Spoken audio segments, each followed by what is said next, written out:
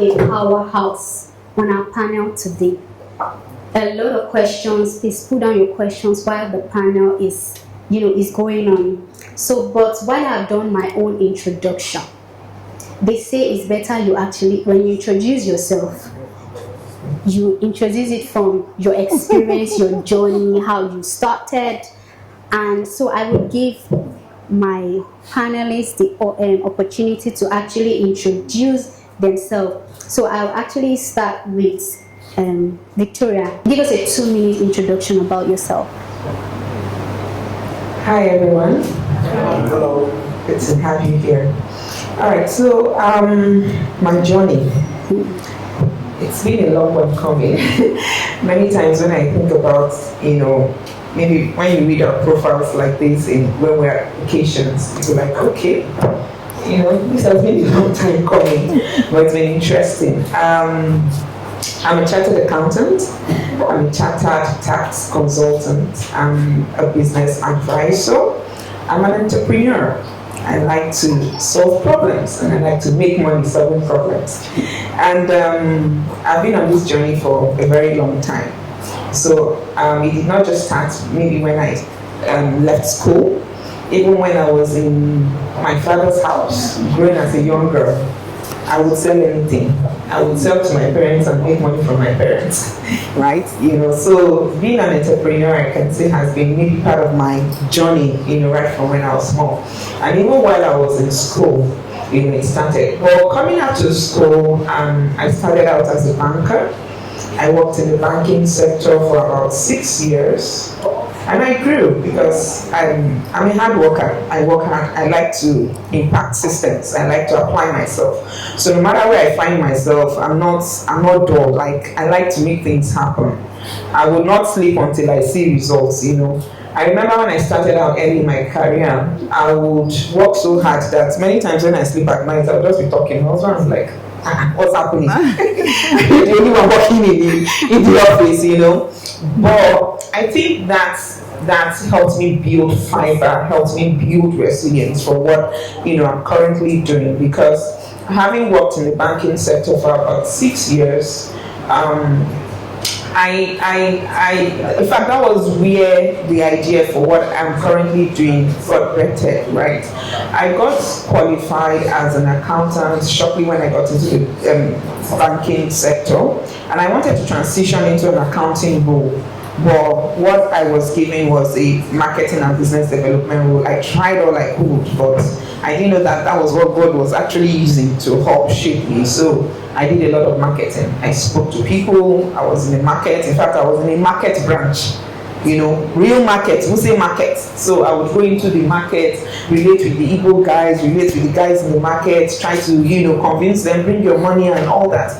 Well, it really did teach me a lot of things, because beyond just collecting money from them, I saw the problems that they were dealing with. Mm-hmm. I saw that they were making money, but there was no structure. They really did not. Yes, the people will understand that my profit is 1,000 naira, but there was more to business than just making the profit, So, I started to position myself as one who could really, listen to them and then offer value. So it was from those kind of places that my real journey to entrepreneurship started. And then I now got to the point where I said, okay, I needed to leave banking to go and know what it means to be in business. And then because I was a chartered accountant, I also wanted to practice. So I had to go into meet up with someone where I could, train. So I was in training for about 3 years. So it was in that training phase, the idea came up, Vinakul consulting came to birth, and then many other things came up, and then here we are doing many things at the same time. Wow, thank you so much. Thank you so much. Okay, so I'm moving the mic to Mrs. Abisayo. Okay, so please introduce yourself, take us through your entrepreneurial journey. Thank you, Benita. Good afternoon, everybody. It's a privilege and an honor to be here.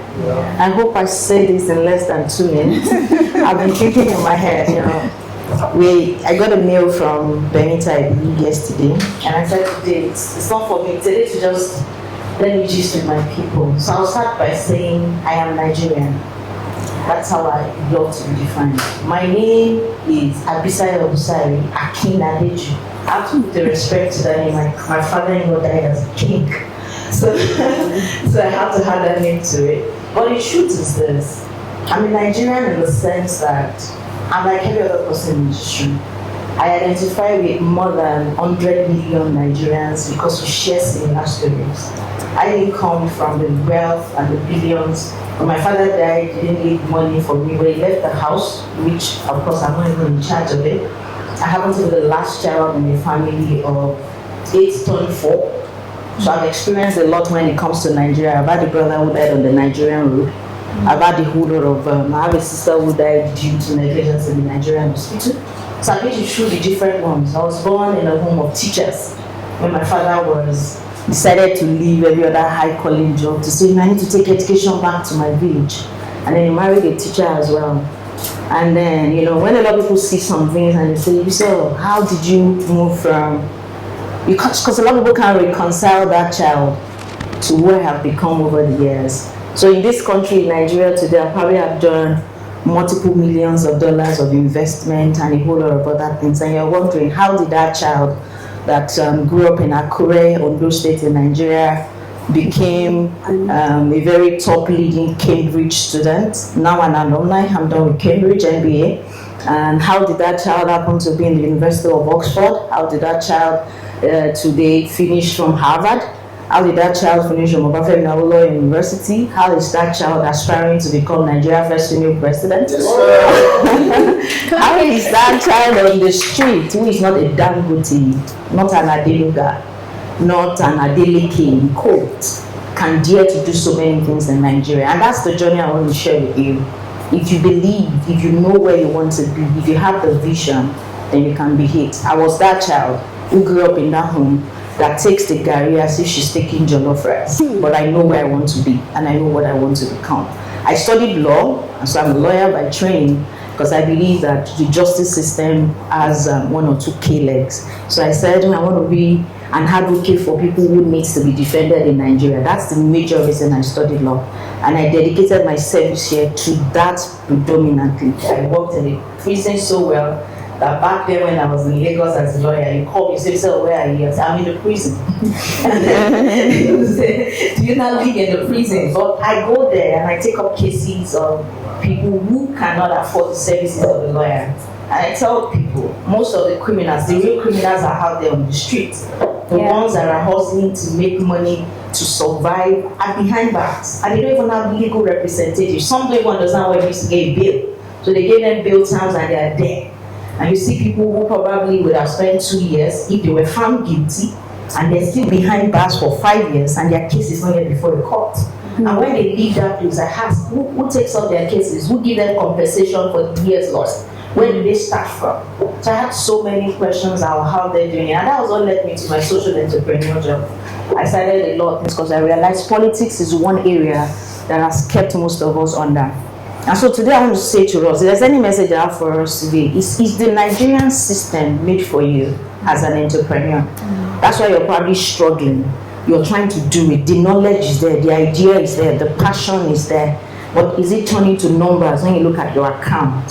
For me, I've spent the last 12, 15, 20 years of my life doing businesses in Nigeria just to understand the system and to prove that we can make it in Nigeria. So as a company secretary of an oil and gas company in Nigeria, I started a kuli business. And everybody will say, Abisayo, company secretary, oil and gas, why do you want to do kuli with 3,500? I said I wanted to try it out because there are people in Nigeria who do not have an uncle that can set them up. So how can I with little, without capital, make it in Nigeria? And so I ran that system, and it happened to be COVID time. And the goal then, 2020, 1 million, becoming a millionaire was still interesting in 2020. Now 1 million is like 1,000 naira.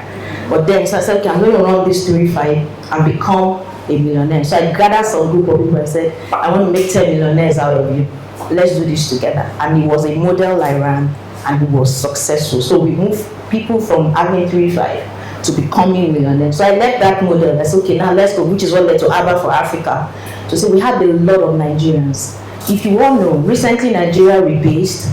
how they judge poverty in Nigeria, the GDP base, and they put so much attention on the informal sector.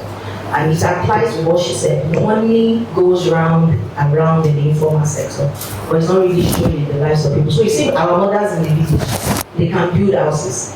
When you're wearing white collar, you have ideas. You can't even pay your rent. Something is wrong. So I decided to study that as well. And that's what led to Abba for Africa. In the course of today's journey, if you have questions for me, I'll be willing to answer. I tell you, the only reason I went to Cambridge, some people don't need to go to Cambridge. I brought you knowledge. Ask a question and go to Well, thank you so much. That was a very interesting journey that you walked us through. Okay, so we will move to Mrs. Amarachi. So, hello. Good afternoon, everyone. I'm excited to be here. I must apologize for the delay. I'm a new mom. I literally have a 2-month-old, so I crossed 7 oceans and 7 rivers to be here at the time that I made it here. So thank you for your patience with me. So my name is Amarachi Igwe. I am the founder and executive director of iThrive Network. I'm also a strategy professional. As a strategy professional, I work with young people, entrepreneurs, to start early stage ventures. I basically help them and walk them through developing a personality compliant strategy that helps them build ventures that are highly impactful, sustainable, and profitable at the same time. And that led me to start iThrive Network. iThrive Network is a state-of-the-art co-working space in Kubwa, where we work with young people, innovators, to create an atmosphere, how would I put it, an innovation-driven atmosphere that enables them ideas and implement interventions, that target specific problems in society, and solve them. And I did that because I'm very passionate about entrepreneurship. I believe that in each and every one of us lies Africa's growth and development, and we can only arrive at that by harnessing our potentials and channeling them towards solving, problems in various sectors, industries, fields. When you find your strengths, you find where you stand, and you develop solutions to problems in those sectors and industries. And by doing that, we are able to foster the innovation, the growth, the development, the creativity that Africa needs to take its place globally. So I believe that in each and every one of us lies a solution that Africa needs to take its place. So I'm very passionately driven towards human capital development, and that's why I work with young people and professionals to develop strategy, because it's one thing to have a business plan, it's one thing to have a sustainability plan, and that's what strategy does for you. It helps you identify the field where you want to play and how you want to win in that field. So it's one thing to start a business, it's another thing to ensure that that business is sustainable and that is relevant in a society that is highly volatile, highly unpredictable and bigger, so many issues rising up and down, fast-driven economy. We need to be developing solutions that we know will stand the test of time, not solutions that AI will throw away, or solutions that we will not find, that will lose their relevance, in 1 year, 2 years, 5 years time. So I work with them to develop personality compliance strategies, because if it's not coming from your core, if it's not something you're building out of your individual authenticity, it also will not stand the test of time. So we want to make sure that it's something that is aligned with who you are, with your goals, to who you see yourself becoming, and it's also channeled towards creating value for others and yourself as well. So yeah, that's what I do here. Wow, thank you so much. Thank you. I think we've seen the powerhouse on the panel. So we are definitely looking for a very, very engaging and inspiring panel. So thank you so much. So I will come back to you, Mrs. Victoria. So let's peel the layers back. Yeah. Let's, we see the Polish Vinakul consulting, we see the whole Polish idea and all. But can you share more about your personal journey, how you actually ventured into entrepreneurship? What was that small start that turned that business idea, that abstract, into actually registering the business and turning it into the enterprise that you currently lead today? Okay. So my small start journey, like I said earlier when I started the introduction, for me the idea got birthed when I started dealing with the entrepreneurs in the market space, via the banking job that started. So I could see their struggle with numbers. I could see their struggle with structure. I could see their lack of financial literacy. And then many times they'll come meet me and say, please, can you help me do a business plan? And I would use my crude knowledge then, put something together, or read, put something together, and they'll go use it and it'll work. So before many other people like that started asking, within that system. So that was the first spark, right? But it really did not become a business venture because I was working in the bank, and it was already a handful. Working as a bank, I was a handful, but it was just one of the ideas. And then when I decided to leave the banking sector to start practice, I went to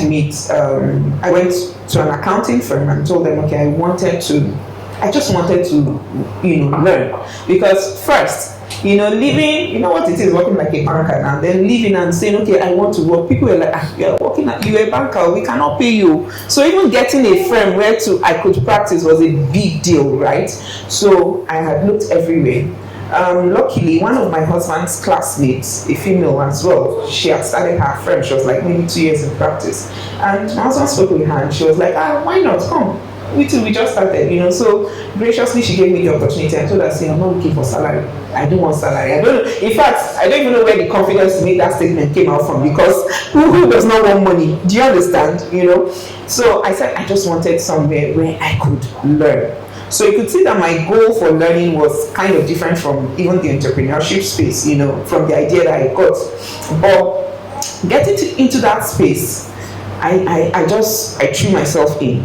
I was just consuming everything. Under 1 month, I was already catching up what people were. It was taking them like 3-5 years to learn, And then I started interacting with other people, friends within my space. And then from one idea to the other idea, it now started growing. So even while I was there, I started birthing the idea to have Vinakul consulting. In fact, I remember very clearly, it was an interaction with one of my friends. He was a colleague too. He was in the banking sector, but he left. He resigned to start a consulting firm.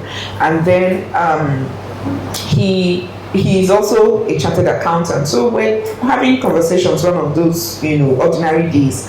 And then the idea just came. And I'm like, wow, this is it. When you like, this is the conversation I've been looking forward to, and then I went back home, discussed with my husband, we prayed, and then we're like, okay, let's even register the business. So even while I was still in practice, I now said, okay, let me register the business so that I'm able to solve problems, because these were the problems I was trying to solve even while I was in the banking sector. There are so many businesses that don't even understand their left from their right. Structure was a big deal, accounting systems zero, and all that. So one of the first things we even did, and that my friend, we organized a training where we're going to teach people about accounting, internal control, setting up your business. So we're like, okay, let's even go out there. How much was the training? 5,000 naira. It was just like, let's just launch out. So we got a venue, paid for the venue, did materials, did all the planning, and then we now started talking to people. So we got some good number of people to attend the training. Wow. In fact, we made enough money to help us cover up our costs. Wow. We didn't even have to spend one dime from our pocket. But that was just the spark we needed. Right now, the guy is doing big with trainings, right? I'm also doing a whole lot of, around trainings. So that was the small start for us. And then even when I said, okay, it's time to start my own thing, I started from my dining table. My dining table was my first office. I would work, do so many things, prepare documents, go and meet my clients out there. If you want also have any meeting, we would look for one restaurant somewhere, or I come to your office. In fact, the first staff I hired started working from our house. He would leave his house, come to our dining, we do the work. At close of business, he carried his load and go back home. But that was where we started. And we started from the dining room, then transited into an office, got an office space, if I were sharing a space, because we couldn't even afford a full office space. But someone graciously gave us a part of the office where, okay, let's use this as our starting point. So we started there, and then 1-2 years down the line, got our own space, and we've moved to like 2 offices, and right now we can't even count the number of space and businesses we already have. So that's where we started from. Wow, thank you so much. That was a very beautiful start. If there's anything I'm taking from here is the act to, I always identify a problem that you always want to solve, and then volunteering to solve that problem. So these market women were not paying you, and then you just decided to. I think that's the connection between, and that's the connection of entrepreneurship. You identify a problem and you want to solve that problem. Sure. Thank you so much for sharing that. So I think I'll move to Mrs. Abisayo. So you've taken us through your journey, how you started, and of course this thing is start small, dream big. So can you share, reflecting on your journey today, what is one rookie mistake that you made when you first started, and then how do you hope that, how can you advise that entrepreneurs that are just starting can actually avoid that mistake? Amazing question. Yeah, very good question. Can you hear me? Yeah, good. Yeah. And I will answer that question with a theme that says start small and dream big. And I also bring it into what you said, which is you identify a problem and try to fix it. So with my kind of background and my need to always find a way to help out, solve problem, if there was what I would say was a major or a rookie mistake, like you called it, it will be solving too many problems at the detriment of growing a business. And I think I had that discussion earlier inside with someone. You want to do good. Most entrepreneurs identify a problem they want to solve. And sometimes we're also coming from a bit of an humble background where you don't have the finance and all that. You feel, okay, let me do it for free. I'm also I'm learning while doing it. Some of those things I've seen over the years that you don't necessarily need to go all out and kill yourself before you get saved. So from the beginning, structure is one thing we don't do first, we do it last. So most times you would have wasted years practicing what you shouldn't even waste time practicing, and then you now want to start putting structure. The very first thing an entrepreneur should do, and that's coming from, I told you I tried a lot of things because I know Nigerians say, so I'm like, okay, let me try the way you try, and then I do something different. If I have a lesson for everybody, one thing we're doing with Harvard for Africa, like what she's doing, like what she's also doing, is to put structure to you from the start. It will save you years of waste. Sure. The money you would make in your fifth year, you can make it in your first year if you start right. You get the structure right. Am I going to register my business? What are the laws in the land? How do I position? Do I have a knowledge gap I need to fix? In the days of AI as well, you can then invest your time and all that. They said there are 3 things. Is either you have time, money, or is it the network? So you used to buy one. If you have time and what you need is money, then I need to use my time to make money. If you have money and you don't have time, or you have the expertise, you need to, do you understand? So look at what you're lacking and use what you have to get the one you need to fix the gap, and do structure on time. So if there's any mistake I would say I made when starting out, it's to do structure as a last thing, not as the first thing. You will spend more money, you will waste more time, and you won't make money until you put structure. When the structure comes, the numbers change. Wow, thank you very much. Thank you very much. I mean, that is very, very direct. Structures is very important to avoid waste of resources and time. Very important. Thank you so much for that. Okay, so I will go to Mrs. Victoria. I know we are all women on the panel. So apparently, there's always the idea of, women and entrepreneurship and how, the research about how women use little resources to actually start businesses, right? But I'm going to narrow it down to the idea of give to gain, which is, of course, March is also International Women's Month. So I'll narrow it down to that, which is give to gain. So there's this idea for us at Impact Hub, we do a lot of support for entrepreneurs, which very similar to what you do. But the idea of give to gain is actually intuitive, because you give, and then at what point do you now draw the line as a business owner, so that you are not taking advantage of? So yeah, I mean, that's the question. Thank you. There's a general statement in, I don't know if it's in Abuja, but I hear it a lot. A gift that keeps giving. Have you ever used that expression? Yeah. Very good expression. That is, it's good. It's good testimony. But I tell a lot of people that also cancer, don't give to the point that you become a charity case yourself. It's very, very easy to do that. And I do financial literacy as well. One of the first rule of financial literacy is you must learn to give, to pay yourself first.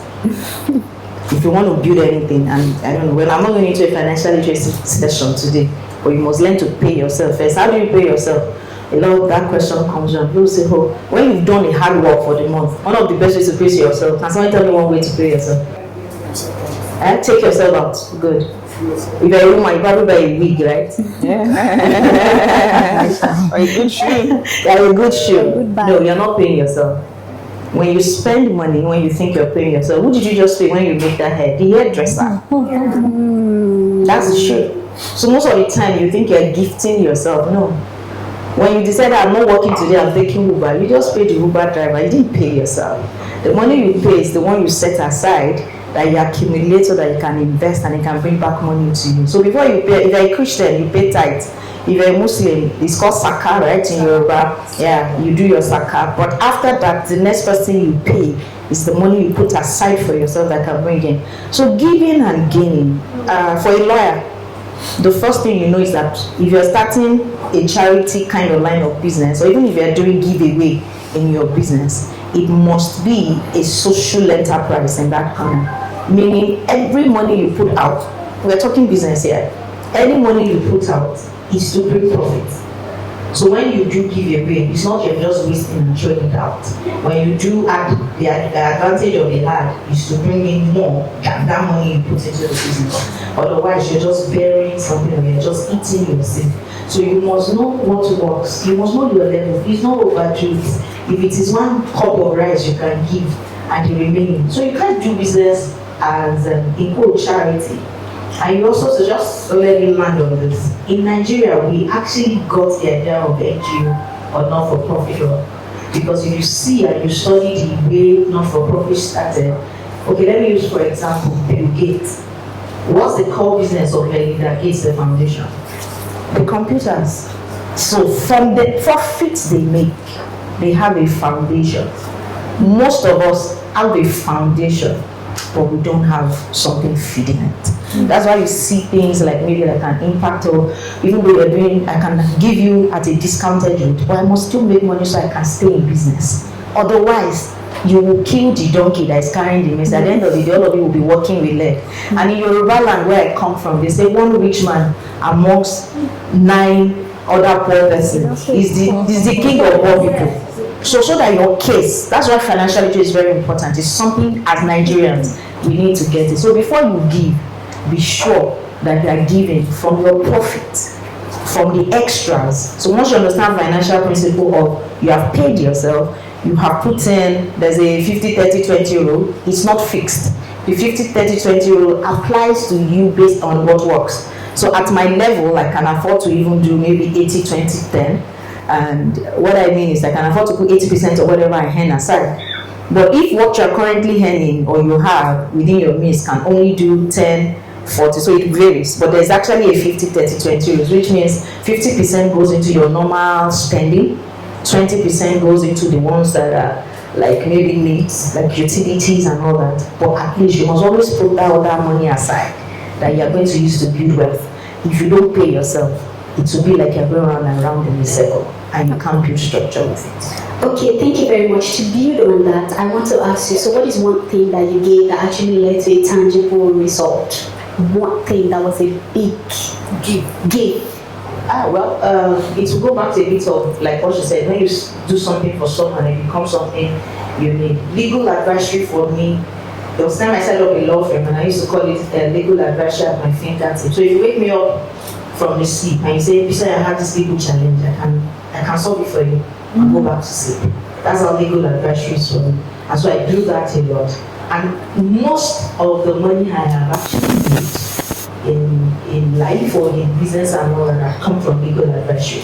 The zeros that come. So you would have, I did an arbitration for my 9 to 5. You know, you don't get paid for extra jobs at the 9 to 5, you know your salary.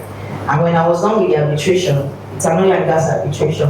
One of the people that was at the arbitration, it's been my highest paid client so far.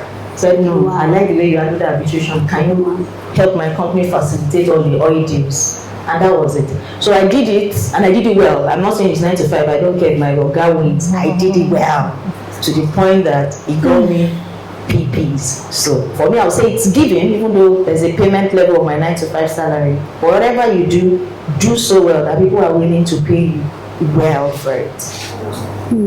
Thank you very much. Thank you very much. In whatever you do it well, that people can actually pay for it and pay big.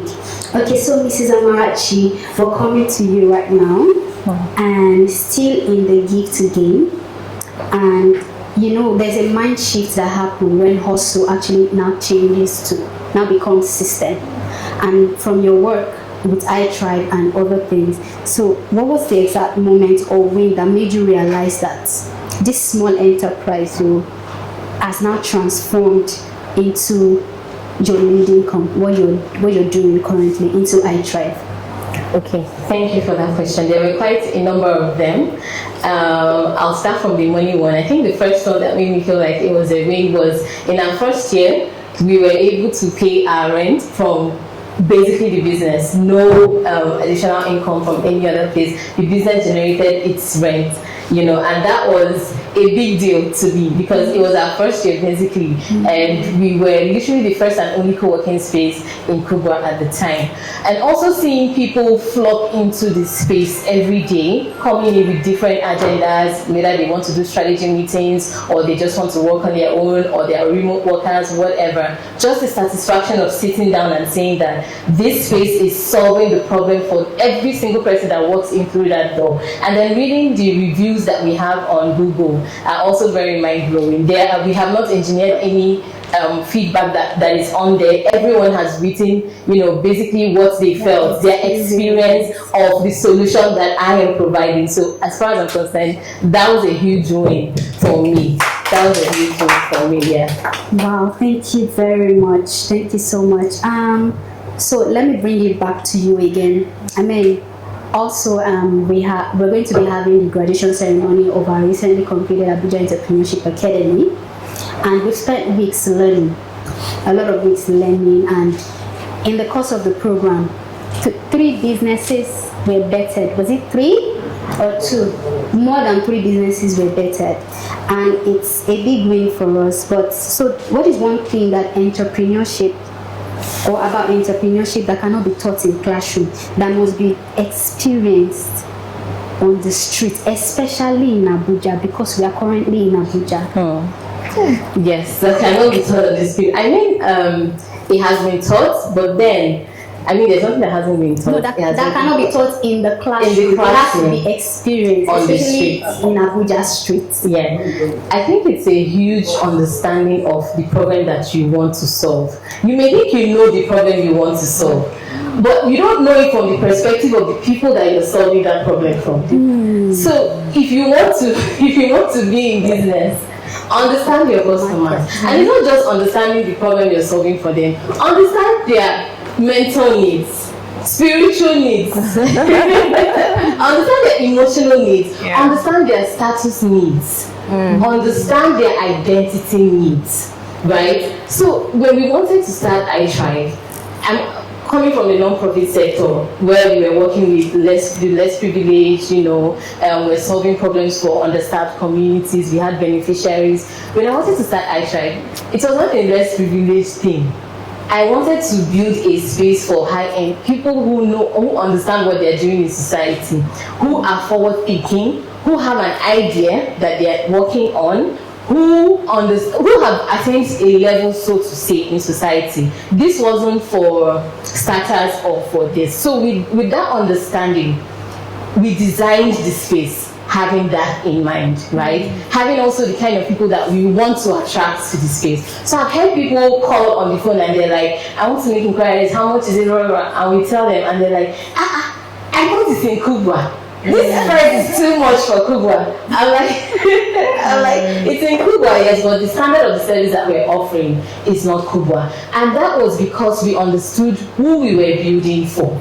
We understood their needs, also their status needs, because there are people that now have meetings and strategy meetings in iThrive who wouldn't have considered having a meeting in Kubwa. They would have wanted to take their meeting to town, but because there is a place like iThrive, then they are able to hold their meetings there and to become repeat customers, right? We also have people who, they rather prefer some certain kind of, you would see that people who prefer, I would say we are pricey in a sort of way, right? We don't charge because we're in Kubwa, we charge because of the kind of services we provide. And we see people keep coming and paying. Why? Because their needs are being met.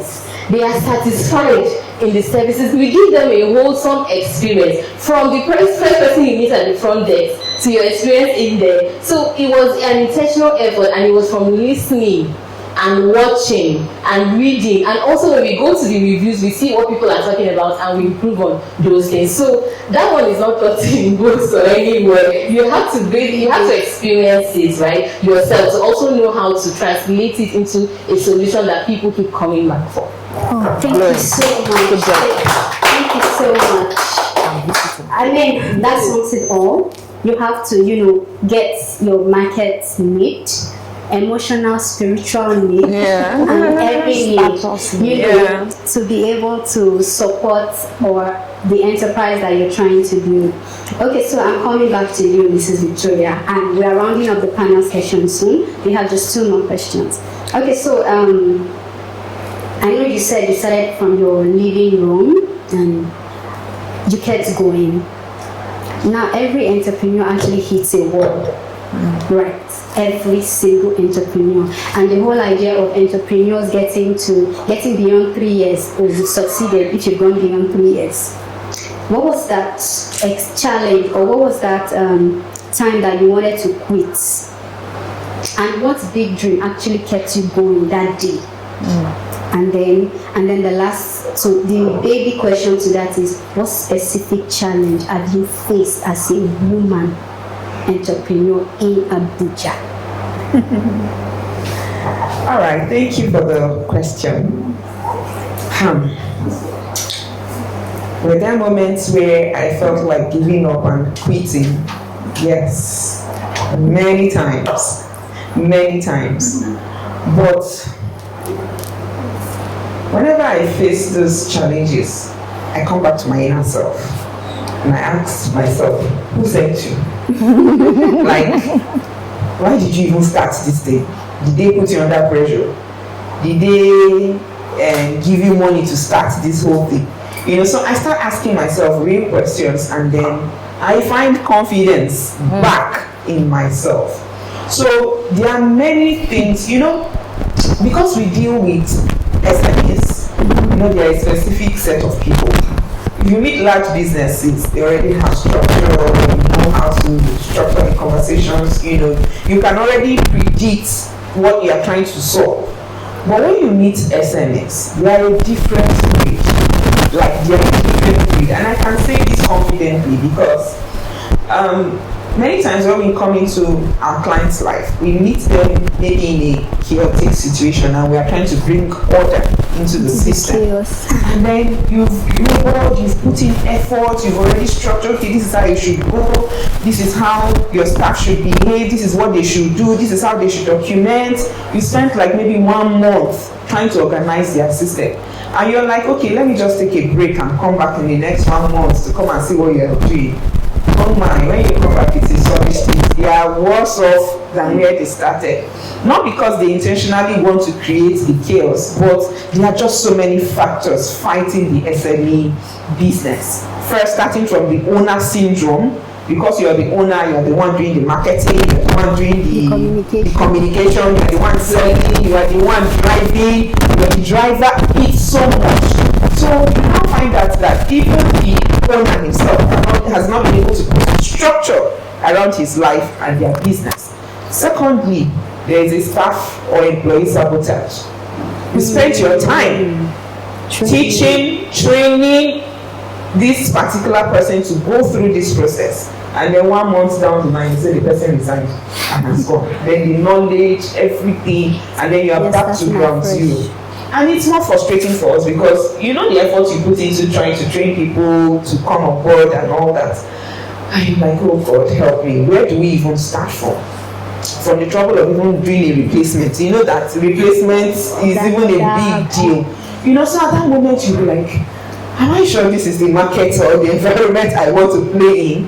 But down there, you know that this is the calling, this is where you find your passion, because just trying to, and that's not to say that there are not beautiful success stories out there. You know, these are maybe the most challenging ones, but the beauty of even seeing a business start from nothing and then grow into something, you know, those are also some of the things that just keeps us going, because by the time we look at 1, 2, 3 people who have done it and have made it, we'll be like, okay, there's still hope, let's just go back and then, you know, relate with these ones. So many times those things can really form pressure, you know, to say, okay, maybe I should just find another calling and just go somewhere else. But you still have to come back and tell yourself the truth, because when you look at the gains, you know, it gives you more joy, you know, and would counter the efforts of the negative ones, you know. So that's been our, you know, the fiber that has kept us going. Now down to the second question about the challenge working as a woman that made you strong,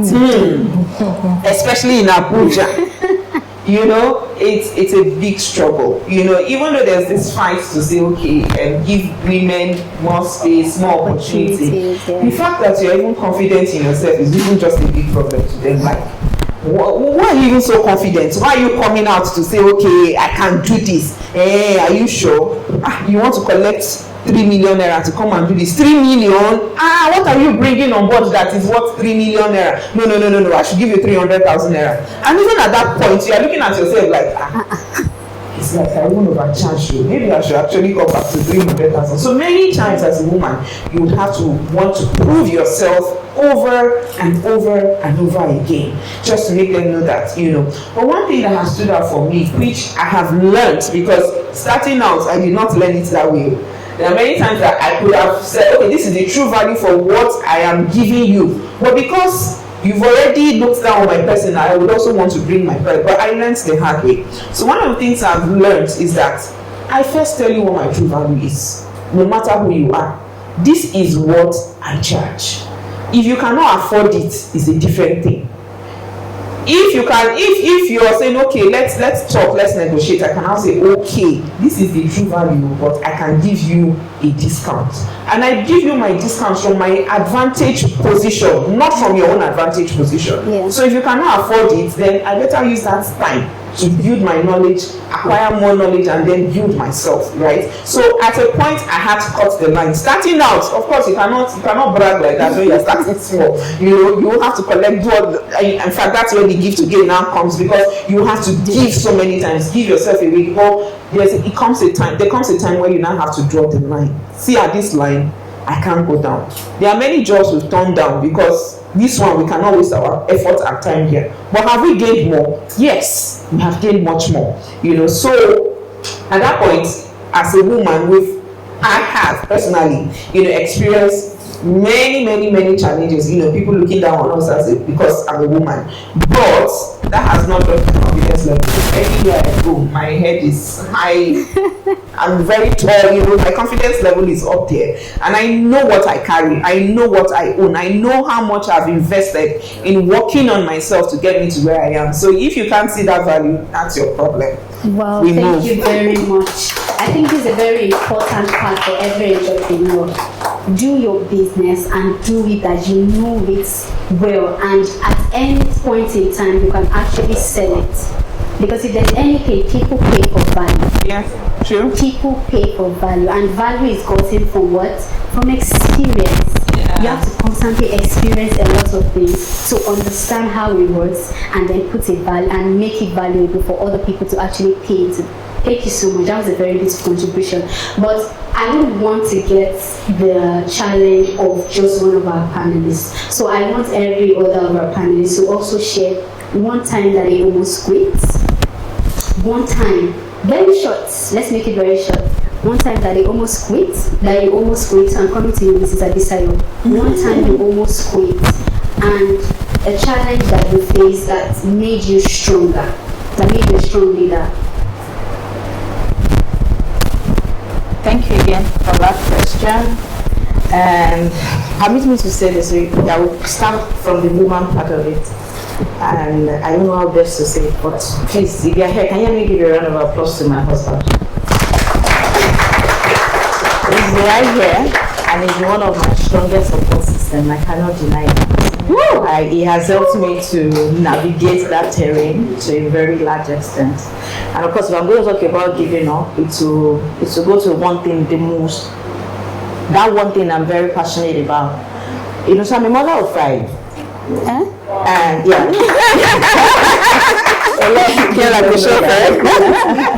I'm a mom of 5. Wow. And in all of this, the support system is very, very key. So it has helped me navigate what could happen or within the system. But if there's anything I wanted to give up on one time that challenged me the most, it was 2020, around October in Nigeria.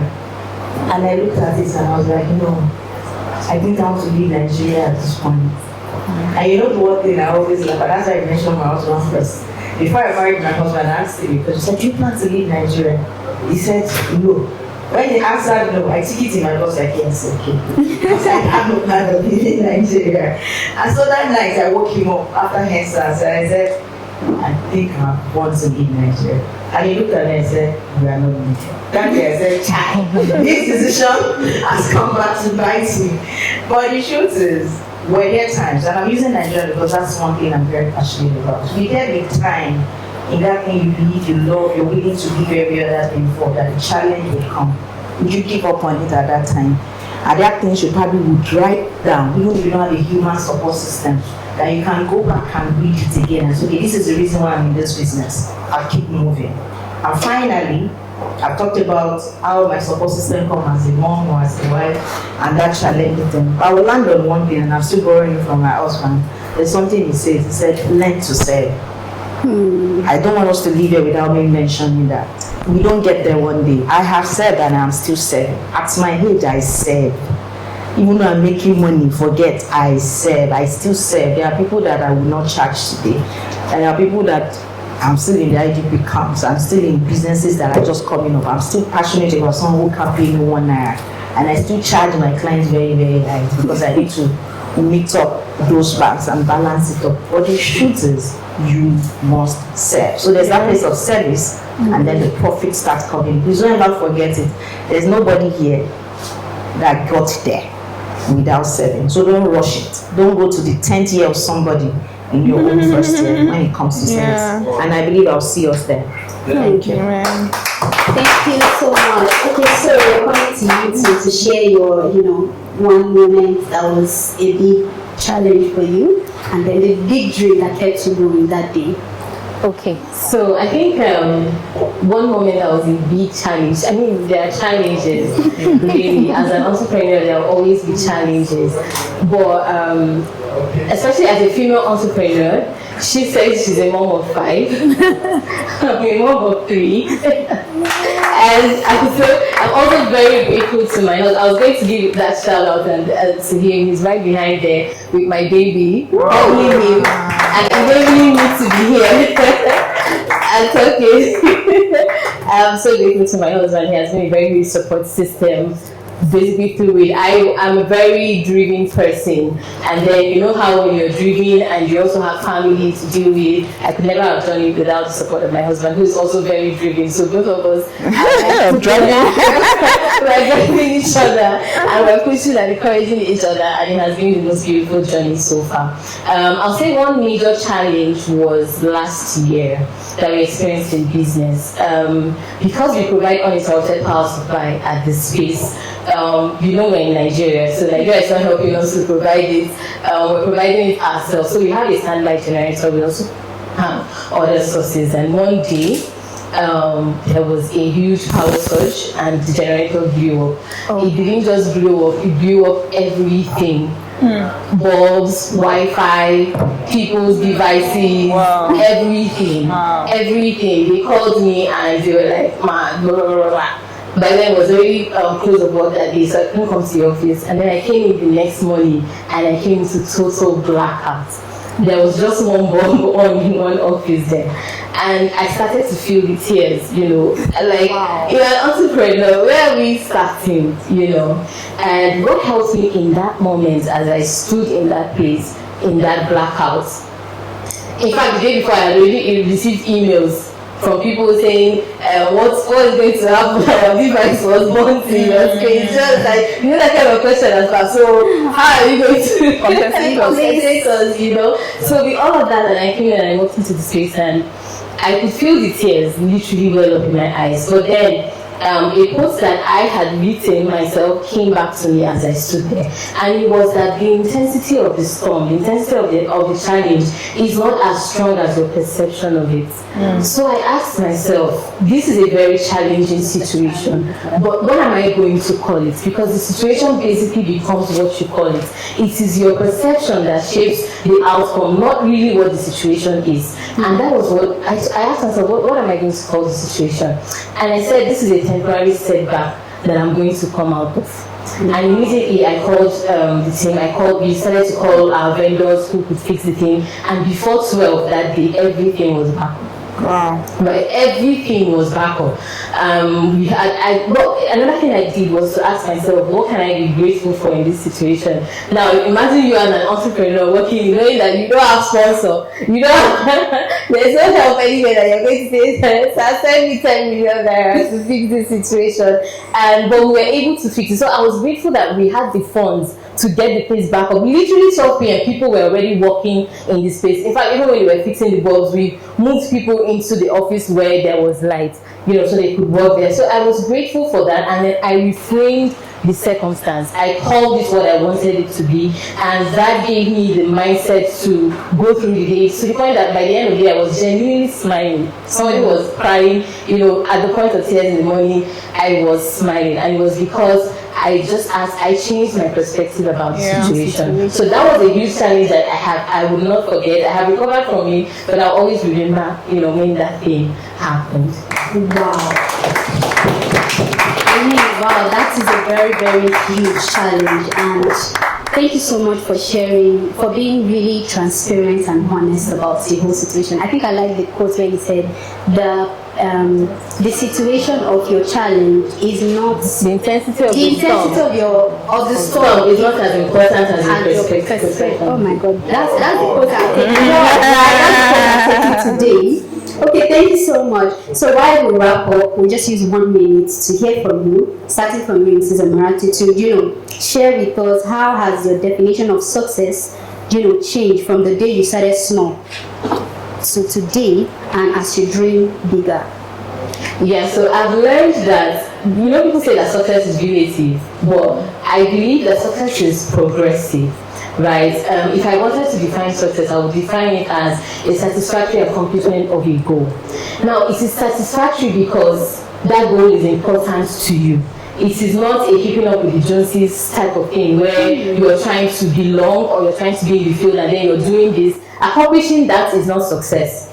Success is when it is a goal that is important to you, that aligns with your values, that aligns with where you see yourself going, your ambitions, your dreams, right? So why I say success is progressive is that, and what I've learned so far is that what I called success 2 years ago, I wouldn't call it success now, because as you evolve, as you grow, you're exposed to more information. Experiences shape you such that even your mindset, right? Something that would have that maybe, I know when you look at throwback pictures, at the time when you took that picture, you were done, right?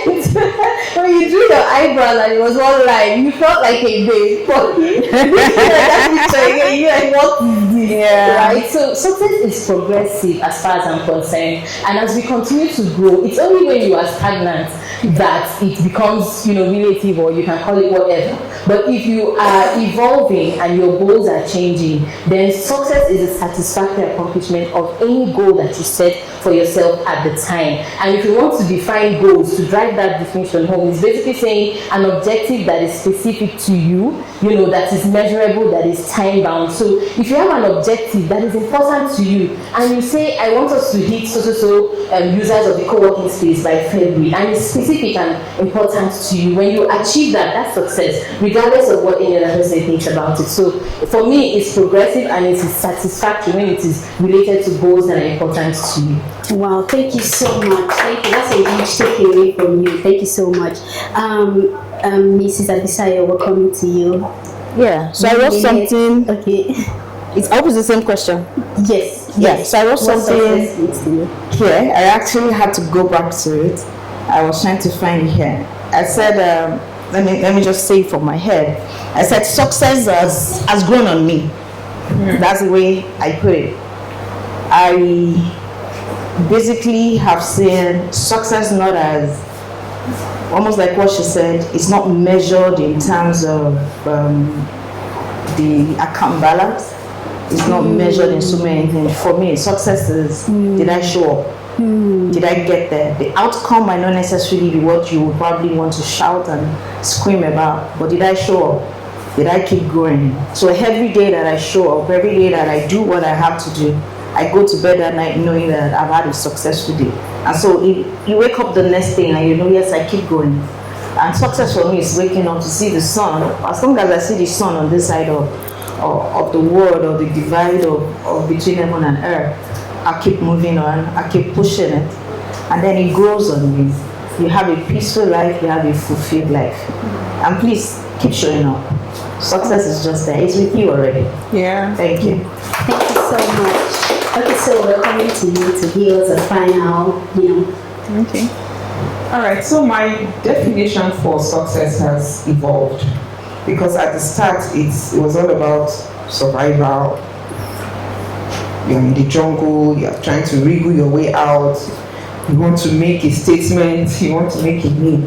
But later, as we progress, you now realize that all those things will fall in place. But what's really important is how much impact are you making? So for me, rather than saying, okay, how many clients have we acquired? How has our bank account grown? But seeing that business transform from nothing to something is what gives me joy. And those are the things that keeps me up at night. Those are the things that gives me sleepless nights.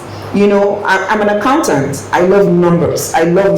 Like, if you should bring numbers to me, I can stay awake all night because I'm trying to wriggle my way around numbers. Why? I want to solve something real. I want to create impact. I just want to put a smile on your face to know that I've been able to transform something, out of nothing. So that's what success means for me. So many times it's not about, whether we've signed the biggest deal.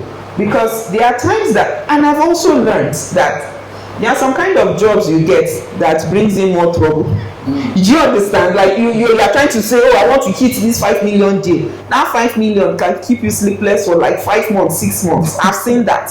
So you now realize that it's not about so much money. It's not about so much money, but what impact are you creating? By the time you look at that success story and you're happy to know that you were part of that success story, that's what gives me success. That's what makes me happy. So, and I think as entrepreneurs, like they rightly say, success is, the definition of success is personalized. There are some people that see, I want to be a billionaire, that's all for me. No matter how I get it, no matter the process, I don't care. But I just want my name to be, among the billionaires. That's success for them. But my definition of success has grown because I've seen it all. I've gone through the high moments, I've gone through the low moments, and yet I know that impact is what really matters. Yeah. Wow, thank you so much. Wow, I'm blown away, and I know that every one of us are also blown away. So please join me and put a very massive round of applause for our panelists. I want to say thank you so much for being transparent, for being honest, for sharing your experience with us, and taking us through some of the mistakes that you made. Those are things that sometimes you don't even learn it in the classroom. Sure. So thank you so much. Mm-hmm. When you talked about when things got burnt and then people were calling, we have experienced it, and trust me, it's not a good place to be. Mm-hmm. And then when you talk about numbers, I walk all through the night. My mom is an accountant, and sometimes I feel for her. She's walking through the night, even with her glasses, and she can't see. She still wake you up. Please, I can't see this. It's a whole lot. But we keep showing up. We keep doing things. We keep contributing impact. We keep doing a whole lot of things. I think that's the biggest thing every entrepreneur actually does. We're all solving a problem. So don't give up. The end is near, like they said. Thank you so much for panelists. Thank you so much. It was an amazing conversation. Thank you. I think with that, we've come to the end of this panel.